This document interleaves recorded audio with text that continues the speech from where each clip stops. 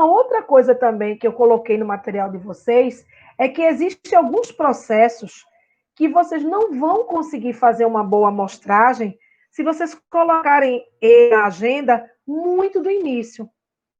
Por que vocês não vão conseguir fazer uma boa amostragem? Porque vocês não terão amostragem. E seria interessante você fazer isso pós. Você fazer isso pós-operação, né? Outra coisa que eu coloquei também lá no material de vocês é RH. RH tem sempre uma dica. Eu sempre deixo o RH por último. Porque é quando a gente já falou com todo mundo, né? É quando a gente já tem ali o nome das pessoas, que dá para a gente ver se as pessoas foram treinadas, se existe descrição para aquelas pessoas, se as competências estão bem definidas, os canais de comunicação estão muito bem. Manutenção também. Manutenção é bom a gente deixar para depois da operação.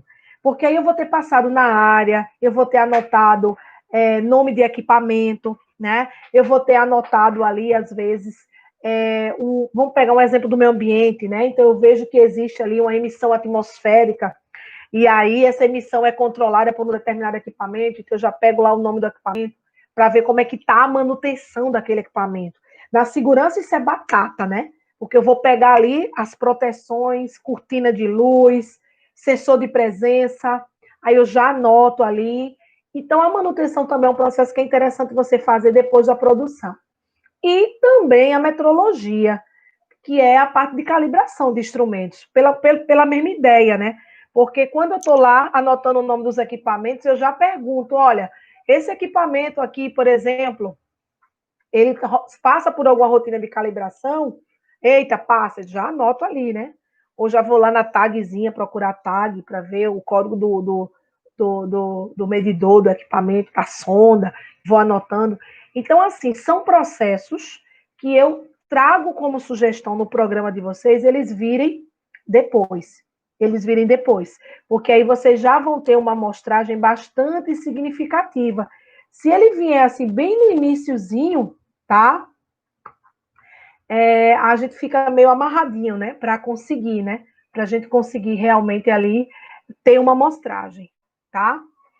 Deixa eu só ler um recadinho, a Simone botou aqui. Jaciara, boa noite. Boa noite, Simone.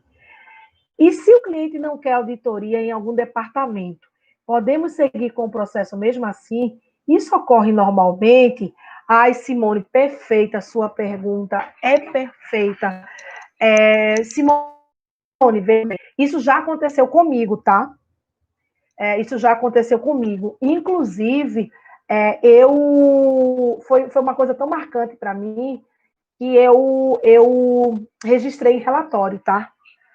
Veja, toda vez que isso acontecer com a gente, é muito importante que a gente encontre uma forma de registrar isso, tá?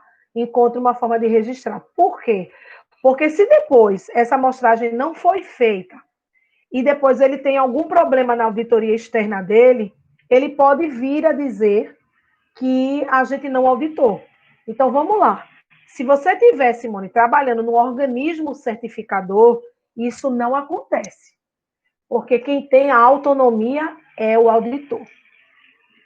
Eu já vi acontecer o seguinte, sabe? Já aconteceu comigo também. De eu chegar no cliente, o cliente diz assim, Jaciara, olha, queria te propor uma coisa. Fale, querido, olha, o meu departamento de RH é todo novo. O diretor foi embora, levou metade da equipe com ele para outra empresa, e eu tive que contratar todo mundo. Tem gente que está aí há 2 semanas.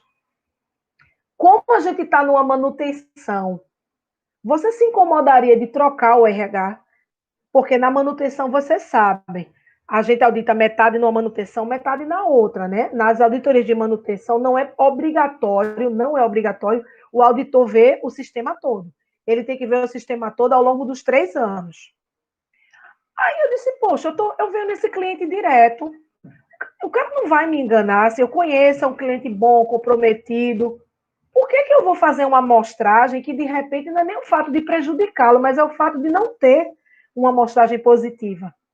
E aí eu fiz a troca. Eu disse, então vamos fazer o seguinte, eu ia auditar suprimentos, a gente troca. Eu boto suprimentos agora e a gente faz RH na próxima manutenção. Pode? Pode, tranquilo. Então, assim, agora, Simone, se isso for numa interna, é importante a gente se documentar. Porque se der um problema, é claro que eu não vou poder impor ao meu cliente, eu tenho que auditar, mas eu tenho que dizer ele quais são os riscos. E é importante documentar esses riscos. Você diz assim, eu não quero que você audite aqui minha área de suprimentos. Não quero. Olha, suprimentos é um requisito da norma. Inclusive, se o auditor, quando ele pegar o teu programa de auditoria, quando ele pegar o teu relatório, ele vai te questionar por que essa área não foi auditada. Então, assim, a gente tem que se resguardar. O correto é não. Temos que auditar todas as áreas que devem ser auditadas, porque é a nossa amostragem, é o cheque do sistema de gestão, né?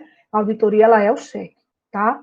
Mas a gente sabe que quando a gente está numa condição de consultor, você não consegue muitas vezes, e nem deve, mas deve alertar a responsabilidade disso, que é muito grande, né?